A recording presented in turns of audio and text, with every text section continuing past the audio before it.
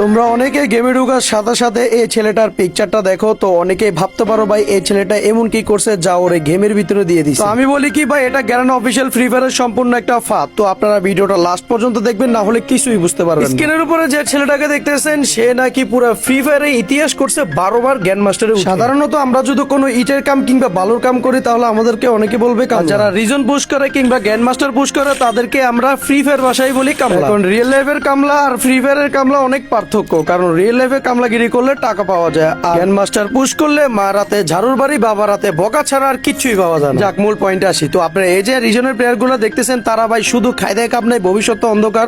Game খেলতে খেলতে সময় নষ্ট করতে করতে একসময় বুঝবো তাদের জীবনটাই অন্ধকার। আর যারা বিবেস প্লেয়ার আছে কিংবা অন্য রেডি পুশ করে দেয় টাকা দিলে, ঠিক আছে ভাই, টাকা দিলে সবাই পরিশ্রম করতে রাজি হয়। বিবেস প্লেয়াররা গ্র্যান্ড মাস্টার পুশ দেয় কোনো ব্যাপার না, তারা কন্টেন্টের মাধ্যমে টাকা উপার্জন করে। তো আপনি কি করেন?